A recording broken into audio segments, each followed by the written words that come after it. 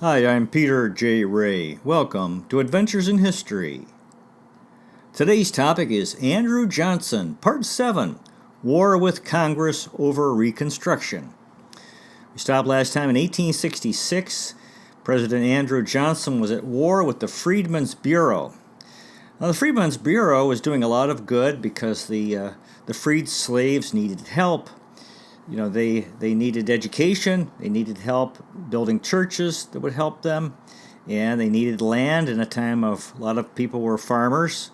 All kinds, they were doing a lot of good, especially teaching the freed slaves or the freedmen how to read and write, and also trying to protect their rights. However, Andrew Johnson saw the Freedmen's Bureau as simply the Republicans wanting the black vote, because they were also involved. The Freedmen's Bureau was also involved in helping acquire the vote for black people in the South.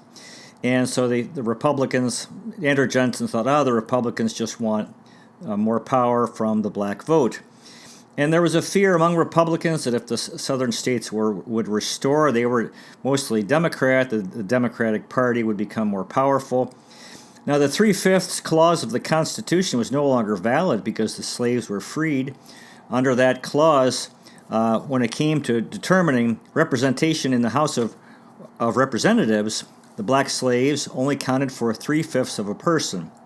And that as freed people, each black person would count for one person. So this would increase the population of the South and so this would, so he saw this politically. In political terms, that the Freedmen's Bureau was just the Republican Party doing things for its own self-interest. And there was some truth in that. Northerners were not safe in the South during this time. In Louisiana, 9/10 of the new state legislature were unrepentant rebels who honored Mrs. Jefferson Davis.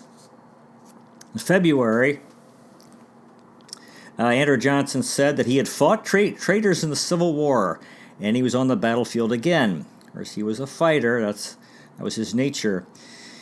In May, there was a tragic confrontation between discharged members of the 3rd Regiment U.S. Colored Authority with local police in Memphis, Tennessee. Massive violence. 50 black people died and property was burned.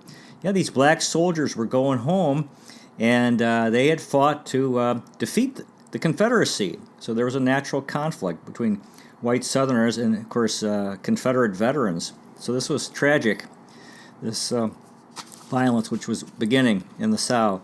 The pro-slavery oligarchy in the South was determined to punish those who opposed the Confederacy in the South. Union people in the South, white and black, suffered. The South had submitted to defeat in the war, but there was a belief that they were not loyal to the United States, and black people in the South were being oppressed. Again, in Memphis, Tennessee, May 1, this conflict between black troops and white police, in which there was a massacre of defenseless black people involving men, women, and children being killed. There was a constitutional amendment developed to protect the black civil rights in the South. They were taking they were taking the vote away from Confederates. They thought, you were traitors, so you're going to lose the right to vote. On May 15th, President Johnson vetoed a bill to admit Colorado as a state. In June, the Civil Rights Amendment did pass Congress, despite President Johnson's opposition. The New York Tribune newspaper wrote, quote, "Mr. Johnson rode his hobby into Congress yesterday. Nobody wanted him. Nobody expected him. Nobody felt he had any business there. His message was about as appropriate as though it had contained the bill of fare for his breakfast. His latest tailor's account were his opinions upon the cause of thunder." So, President Andrew Johnson was at war with the Republican-dominated Congress. In April of 1866, Verena Davis, after a year, was allowed to visit her husband, the former Confederate President Jefferson Davis, at Fortress Monroe, Virginia. She was allowed to move in and live with him there. Now in the South, white Southerners were 9 million in number, and black Southerners were 4 million. And there was a a sense that a consensus among the powers that be among the white Southerners to limit the influence of the freedmen. In July of 1866, the Congress passed the Freedmen's Bureau Bill. President Johnson vetoed it, and then Congress overrode the veto. The 14th Amendment passed. Andrew Johnson's enemy, Tennessee Governor Parson Brownlow in the Tennessee legislature was involved in the ratification of the 14th Amendment. Brownlow said, quote, "Give my respects to the dead dog of the White House." Tennessee was readmitted as a state. On July 24th, Tennessee resumed its place in Congress. Andrew Johnson was a citizen of a state restored to the United States. In the South, there was white intimidation of black people, racial violence, a tragic way of life in the South. Vigilante groups such as the Knights of the Golden Circle, the Teutonic Knights, and the Ku Klux Klan terrorized black Americans. Andrew Johnson liked William Seward, his Secretary of State. He had conflict with his Secretary of War, Edwin Stanton, but he was reluctant to remove Stanton because of Stanton's power. On July 30th of 1866, there was a convention in New Orleans that was regarding votes for black people in Louisiana. There was a riot, and 40 of these radicals, those proposing or supporting the black vote, were killed, white and black people, and 140 wounded. The black vote was a big issue. President Johnson's son, Robert, continued drinking. His friend, Senator James H. Lane, committed suicide. Again, in July, this was tragic. In New Orleans, this riot in which black Americans were killed. The police attacked the black people there. This a Republican gathering regarding the new state constitution, which was going to involve black voting. Massacre by the police. Terrible, criminal. In June of 1866, Congress passed a bill regarding the New York-Montana Mining Manufacturing Company that was acquiring valuable mining lands at a low price. Andrew Johnson vetoed that. President Johnson supported the 8-hour workday. An ongoing problem was Jefferson Davis, what to do with him. He was in prison. Then there was the Fenian issue. Irish Americans were going on raids into Canada because they wanted freedom for Ireland. So it was like an attack on Great Britain, fighting the British. Was the French military occupation of Mexico. The French had gone into Mexico and installed their puppet, Maximilian. Also, a lot of conventions were happening in 1866. A conservative convention in Philadelphia supporting Andrew Johnson. A radical convention also in Philadelphia opposing him. Another conservative convention in Cleveland, Ohio. And a radical one in Pittsburgh, Pennsylvania. And then there was this... President Johnson was invited to travel to Chicago to lay the cornerstone of a monument to Stephen Douglas. And this became this famous or infamous trip called Swing Around the Circle, in which President Johnson gave many speeches, and he was jeered and mocked, and he responded to the jeers. It became a big spectacle. And he gave speeches, or he was invited to give speeches in New York City, Cleveland, Ohio, St. Louis, Missouri, Pittsburgh, Pennsylvania, and Indianapolis, Indiana. He left Washington, D.C. August 27th. This was considered a disastrous tour. Of course, this is what Andrew Johnson loved to do. Probably his favorite thing was giving speeches, his way of fighting for his causes. Before leaving, he met in the White House with General George Armstrong Custer, who was the dashing hero of the time, age 25. Custer had the flair for the dramatic. The media had transformed Custer into a national hero, the young warrior, and he was on the cover of Harper's Weekly and the New York Times. Of course, eventually he famously died fighting American Indians, Custer's last stand. On August 4th of 1866, there was a veterans group, a Union veterans group that met in Monroe County, Michigan, calling for an end of federal involvement in the South. So not all Northerners supported the radical Reconstruction of Congress. And they were calling for a return to the South of full rights of representation in Congress. And this General Custer was the head of that group. And Custer was an ally of President Johnson. So again, President Johnson was planning this trip to Chicago to lay the cornerstone for a monument for Stephen Douglas. August 27th, they started the trip, the swing around the circle.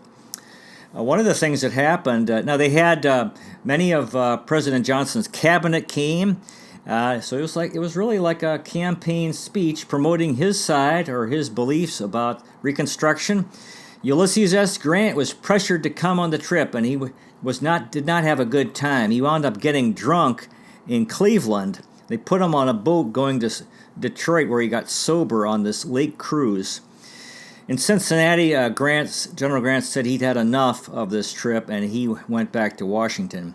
There was a fear among Northern people that Southerners were unrepentant for their role in the Civil War and determined to deprive the freedmen of their basic rights. First, the South had been defeated militarily, but that didn't mean that they believed that they were wrong or that black people in the South deserved equal rights. So this was the swing around the circle, this famous trip where they made stops in New York City, Cleveland, Indianapolis, St. Louis. The party included the Mexican ambassador, Matias Romero. It was a 2,700-mile trip, this famous trip. On August 14th, before they left, there was a National Union Party convention in Philadelphia, and the highlight were delegates from Massachusetts and South Carolina marching arm in arm. They sang Yankee Doodle Dandy, the famous Northern song, and Dixie. And their slogan was the South, a South without slavery. So late August, the big trip, Ulysses S. Grant was subdued. In New York City, there was a platform at the famous Delmonico's restaurant on Fifth Avenue. President Johnson was received at Battery Place and escorted down Broadway and Park Road to City Hall. 200,000 people cheered him. At Delmonico's, famous people like Cornelius Vanderbilt, Thurlow Weed, and Horace Greeley came. Mexican ambassador Matias Romero was asked to speak. However, William Seward didn't like the idea of this Mexican national speaking, so Romero kept his remarks brief. During his speeches, President Johnson liked to compare himself to Jesus Christ, that he liked to pardon unrepentant sinners. And there was, like I said, there were hecklers in Cleveland. The crowd said, how about New Orleans? Someone in the crowd, this riot in New Orleans, or really massacre of black people. Another person said, hang Jefferson Davis. And there was a Democrat who said, quote, is there no way of inducing the president to believe that everybody in America now knows that he has plied every station from president down to tailor? In Westfield, New York, again, Andrew Johnson was heckled, and Johnson responded and said, quote, these responses to hecklers really encouraged more heckling, which became a big spectacle. Johnson said to the heckler, quote, keep quiet till I have concluded. Just such fellows as you have kicked up all the rows of the last 5 years. So in southwestern New York during the trip, Ulysses S. Grant was bored, got drunk on the train, he laid down on empty sacks in the rubbish in the baggage car to sleep it off. Of course, eventually, as we said, was put on a boat to Cleveland, or to Detroit in Cleveland,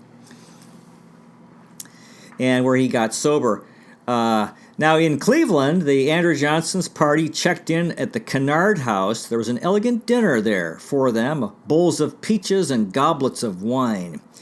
At his speech in Cleveland, Ohio, a heckler said, hang Jeff Davis, and President Johnson responded, quote, why don't you hang Thaddeus Stevens? And then Andrew Johnson continued, quote, if you ever shoot a man, you will do it in the dark and pull the trigger when no one else is by to see. In Wisconsin, Senator James Doolittle told President Johnson that responding to hecklers was damaging the dignity of the office of president. And Andrew Johnson said, quote, I don't care about my dignity. In St. Louis, he gave a speech and said that he was, quote, proud to meet so many of my fellow citizens. Someone in the crowd said, quote, how about British subjects? Andrew Johnson said, quote, we will attend to John Bull after a while as far as that is concerned. And then President Johnson continued, quote, I have been slandered. I have been slandered. I have been called Judas Iscariot. If I have been Judas, who has been my Jesus Christ? Was it Thaddeus Stevens, Wendell Phillips, Charles Sumner? Are these the men that set up and compare themselves with the Savior of men, and everybody that differs with them in opinion and tries to arrest their diabolical and nefarious policy is to be denounced as Judas? Now, the news got out that he was responding to hecklers, and others were having fun seeing how easily Andrew Johnson would become enraged. In Indianapolis, Indiana, he was given a speech. President Johnson, there was a riot, there were gunshots, and a bullet entered President Andrew Johnson's hotel room. The riot had been planned by local Republican leaders. In Louisville, Kentucky, he received a warm reception. So there was mixed. He did have support in the North and opposition.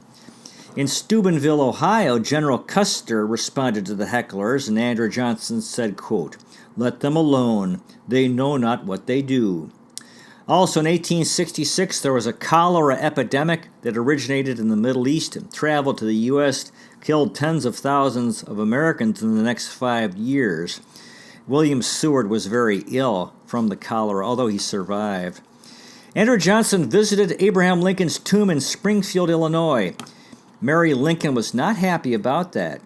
The New York Tribune wrote, quote, the president's trip from Springfield to St. Louis, he denies that he is Judas Iscariot.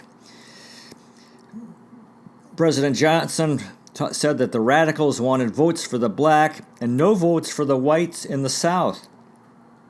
Again, Andrew Johnson said, quote, if I have played the Judas, who has been my Christ that I have played Judas with?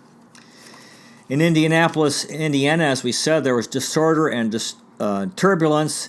He gave this, Andrew Johnson was speaking, and someone in the crowd yelled, shut up, and he couldn't finish his speech there. He went on to Cincinnati, Ohio, Columbus, Ohio, and where he was snubbed by the governor of Ohio. In Pittsburgh, Pennsylvania, people in the crowd yelled, Jefferson Davis, New Orleans. So the heckling continued. In Johnstown, Pennsylvania, several thousand people were on a wooden platform over a vacant canal. The platform collapsed and the people fell 20 feet. 6 people died. Dozens had broken arms and legs. Senator Thaddeus Stevens, regarding Andrew Johnson's trip, he called it a remarkable circus, and that Andrew Johnson and William Seward were clowns. The New York Independent newspaper wrote, quote, for the first time in the history of our country, the people have been witness to the mortifying spectacle of the president going from town to town, accompanied by the prominent members of the cabinet, on an electioneering raid, denouncing his opponents, bandying epithets with men in the crowd, and praising himself and his policies. Such a humiliating exhibition has never been seen, or anything ever approaching it. Charles Sumner, regarding Andrew Johnson, said, quote, he who promised to be the Moses has become Pharaoh and must be overthrown. Poet John Greenleaf Whittier said, quote, what a ridiculous fiasco was the president's tour. If he left Washington the 9th part of a man, what a pitiful decimal fraction he brings back. James Russell Lowell, the essayist and poet, wrote about that Andrew Johnson called himself the tribune of the people, and Lowell said, quote, he, a tribune of the people, a lord of misrule, an abbot of unreason much rather. Edwin Percy Whipple of the Atlantic Monthly magazine wrote about the president's trip. He called it, quote, a volcanic outbreak of vulgarity, conceit, bombast, scurrility, ignorance, brutality, and balderdash. Now, during this time, the Republicans had an advantage in the House of Representatives, 131 to 41, and in the Senate, 42 to 8. Now, in foreign policy, again, the French army was in Mexico. This violated the Monroe Doctrine, which said that Europeans had to stay out of the Americas. William Seward wanted to avoid war with France. The Mexican president Benito Juarez, who had been ousted, wanted help. Ulysses S. Grant supported Juarez. There was a debate about whether the U.S. should go in militarily, and the U.S. did not. Andrew Johnson wanted the southern states admitted to Congress. There was ongoing conflict with Congress. President Johnson opposed congressional Reconstruction and refused to support the 14th Amendment. Now, congressional Reconstruction ultimately meant that for the South there would be military rule, and it also meant that 700,000 black people would be registered to vote, black men. They would be allowed to run for office and serve in juries. This military rule lasted 10 years and was forced upon bitter Southerners, which created regional bitterness. Another thing that came up was the Tenure of Office Act, which was a trap by Congress for Johnson, in which this new law, which said that the president could not fire a cabinet member without permission from Congress. In Louisiana, Mississippi, Alabama, Florida, and South Carolina, black voters during this time ended up outnumbering white voters, as blacks were given the right to vote, and white people in those states who had supported the Confederacy lost the right to vote. 1867, a major thing that happened was the purchase of Alaska by the United States from Russia, negotiated by Secretary of State William Seward. Initially, this was ridiculed. It was called Seward's Icebox. People thought, oh, we just bought a bunch of ice, but it became a very valuable and smart purchase. Senator Thaddeus Stevens wanted the southern states reduced to territories. Republicans in the South complained of a lack of safety for Southern Unionists and blacks in the South. January of 1867, Congress passed the vote for black people in Washington, D.C. Andrew Johnson vetoed that. Congress overrode the veto. Andrew Johnson vetoed bills of statehood for Nebraska and Colorado. He said that the populations were too small and they didn't have enough people to have a single representative in the House. And in Colorado, there had been a movement against statehood. Andrew Johnson believed the people would vindicate him in the end during this conflict he had with Congress. Ulysses S. Grant advised Andrew Johnson to support the 14th Amendment, but Johnson would not yield. Secretary of War Edwin Stanton shared information from cabinet meetings with radical Republicans. He was disloyal to President Johnson. Jefferson Davis was never tried for treason and was released on May 10, 1867. So there was this conflict between President Andrew Johnson and Secretary of War Stanton, Edwin Stanton. And then Stanton said, quote, "The turning point has come. The Rubicon is crossed." This is a reference to the Roman Empire and Julius Caesar's crossing of the Rubicon River. In November, voters in Minnesota, New Jersey, and Kansas defeated black vote proposals. So they were developing military rule in the South was coming. From July 28th to December 6th, Andrew Johnson replaced 1,600 Republican postmasters with Democratic ones. This was patronage. So he was really supporting his original party, the Democratic Party. Congress did pass the Tenure of Office bill, which limited the president's power to remove officials. And he had to have the consent of the Senate to remove cabinet members. President Johnson vetoed that. He asked Edwin Stanton to prepare the veto. Stanton said he was too busy. The Congress did override the veto, so that Tenure of Office bill became law. Diplomat John Bigelow said, quote, "We pay no attention anymore to what President Andrew Johnson says." So Andrew Johnson opposed the Reconstruction Act for the South. The southern states were refusing to ratify the 14th Amendment regarding black votes, allowing for black votes. There were reports of atrocities in the South against black people and Unionists. The House passed the bill creating a military government for the South, which President Johnson opposed. President Johnson opposed military rule in the South. He said that this would give powers that no king of England had possessed for 500 years, for his military power really is dictatorial. He vetoed this Reconstruction bill. Congress overrode that veto. The problem is that President Johnson, by law, had to appoint the generals for the South who would rule these regions. President Johnson appointed John Schofield for the first military district, that was for Virginia. He appointed Daniel Sickles for the second district, North Carolina and South Carolina. John Pope for the third district, Georgia and Alabama and Florida. And Edward Orr for the fourth district, Arkansas and Mississippi. Philip Sheridan, the fifth district, Louisiana and Texas. In the Reconstruction Act, voters in the South had to swear that they had past loyalty. They were loyal during the war. This also provided for the black vote. This took away the vote from many white people in the South. There was already talk of impeaching Andrew Johnson. Ben Butler was a leader, Massachusetts lawyer, and he'd been a war general in New Orleans. In 1864, he was in command of the Army of the James River in Virginia. Other impeachment leaders were James M. Ashley of Toledo, Ohio, William Lloyd Garrison, and Thaddeus Stevens.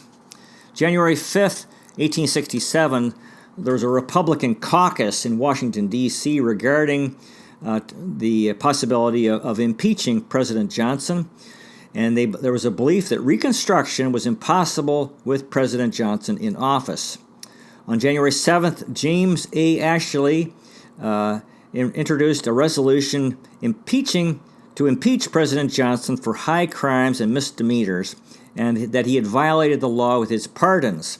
He charged Andrew Johnson with improper correspondence with Jefferson Davis and making illegal appointments of provisional governors in the South. Also in this time, it was revealed that 18 pages of John Wilkes Booth's diary were missing. Congress was examining President Johnson's bank accounts in 1867, and President Johnson said, quote, "I have had a son killed. A son-in-law died during the last battle at Nashville, Tennessee. Another son has thrown himself away. A second son-in-law is in no better condition. I think I have had sorrow enough without having my bank account examined by a committee of Congress." In spring of 1867, Andrew Johnson had painful kidney stones. Backing up on New Year's Day, there was a glittering reception in which his wife Eliza appeared, and also at George Washington's birthday, February 22nd. Eliza was amiable, modest, and unassuming. Andrew Johnson enjoyed being a Freemason. In November of 1866, there was a national gathering in Washington, D.C., and a march to the George Washington Monument.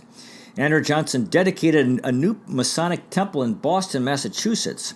He traveled to Raleigh, North Carolina, to be involved with a monument being erected there in honor of his son in June of 1867. He also attended the commencement at the University of North Carolina, Chapel Hill. He arrived in Raleigh, North Carolina, and quoted Sir Walter Scott, who wrote, quote, "Breathes there the man with soul so dead, who never to himself has said, 'This is my own, my native land.'" Andrew Johnson exhorted the young men to exert themselves. The memorial for his father, Jacob Johnson, was built. It described his father as honest, beloved, and respected, and there was a shaft of red limestone for his grave.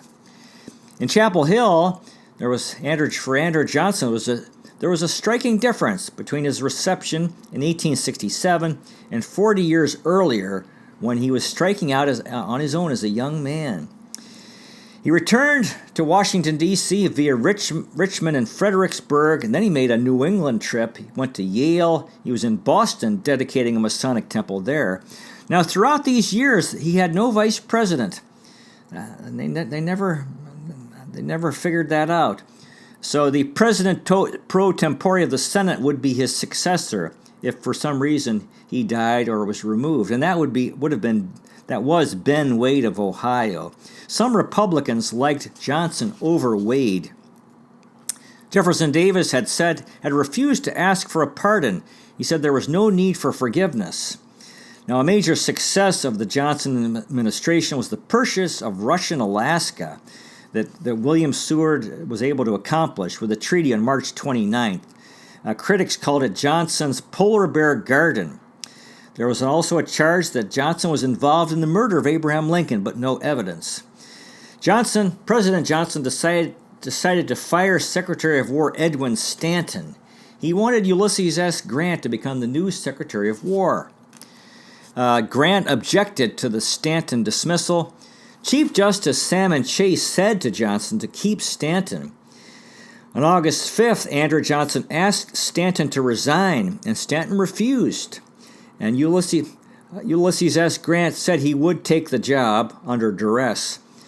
On August 12th, President Johnson ordered Stanton to leave the office. Stanton refused, and Andrew Johnson said, quote, "The Rubicon is crossed," the famous quote by Julius Caesar.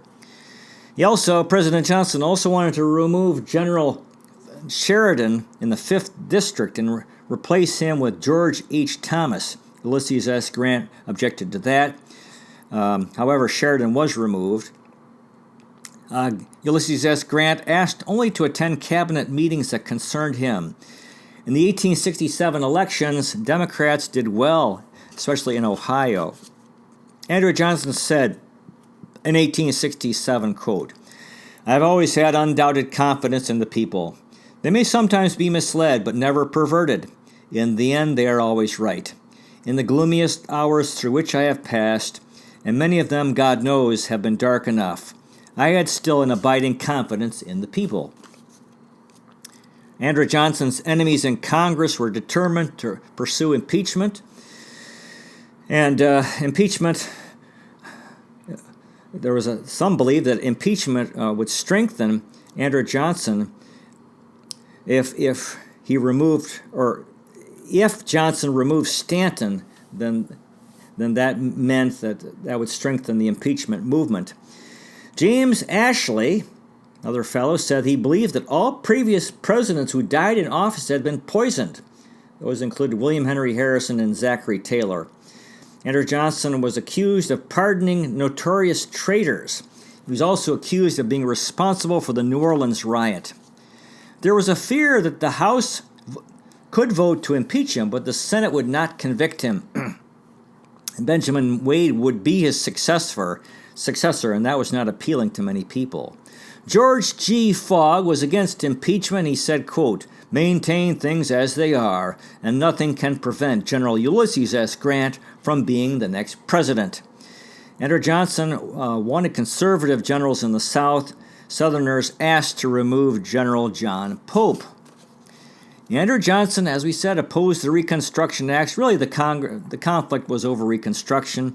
A northern settler in Mississippi reported that blacks were losing their jobs if they attended political meetings. American businessmen were recovering guano deposits on the island of Alta Vela, Dominican Republic. This was the bird droppings, which were used as fertilizer. Also in 1867, President Andrew Johnson visited Antietam, Maryland on the 5th anniversary of that famous battle from the Civil War. The ongoing problem with Secretary of War Edwin Stanton continued. January 13th, 1868, the Senate voted that Stanton should continue as Secretary of War. Ulysses S. Grant was acting Secretary of War and wanted to give up the position. On January 14th, Ulysses S. Grant returned the War Office position for Stanton. Andrew Johnson liked to play the play Cato by Addison. He compared himself with Sempronius, who was asked by Cato regarding resisting Julius Caesar, and said, quote, "His voice was for war." Andrew Johnson had not been speaking with Stanton. Now he had conflict with Ulysses S. Grant. Andrew Johnson offered General Sherman the War Department position. Sherman declined. And with Grant, there was severe conflict, a complete break. In January, the House was considering Andrew Johnson, but they still voted no. Thaddeus Stevens said that the Republicans were a party of cowards. In February of 1868, Johnson decided that it was the time for action, to risk impeachment, and he was still thinking about Cato, the noble Roman who did not compromise with wrong, who would die but not yield. Johnson ordered Stanton to leave the War Department. Stanton refused. Congress was excited. Grant supported Stanton. Charles Sumner sent a famous telegram to Stanton. One word, stick. Andrew Johnson remained calm. He appointed General Lorenzo Thomas as the new Secretary of War. On February 22nd, Stanton ordered the arrest of Thomas. And Thomas said to Stanton, quote, "The next time you have me arrested, please don't do it before I get something to eat." Thomas had not had breakfast yet. So after that, Stanton and Thomas drank whiskey after Stanton ordered his arrest. Stanton stayed in office. On February 24th, the House of Representatives voted to impeach President Andrew Johnson 128 to 47 for high crimes and misdemeanors. Really, their conflict over Reconstruction, but then they used the excuse of the conflict with Stanton and that he violated the tenure of office bill by removing him without congressional permission. Andrew Johnson said, quote, "God and the American people will make all right and save our institutions." There were preparations made for the trial. Andrew Johnson, his impeachment. March 30th, 1868 was the starting date. Big drama, huge crowds in the Senate. Benjamin Butler was known for his courtroom antics. Andrew Johnson remained outwardly calm, but he was agitated. Well, that concludes today's presentation. We'll finish up next time, part 8, the 8th and last part of the life of the interesting, fascinating life of Andrew Johnson. Thanks so much for watching. I really appreciate it. God bless you. Take care, and I'll see you next time.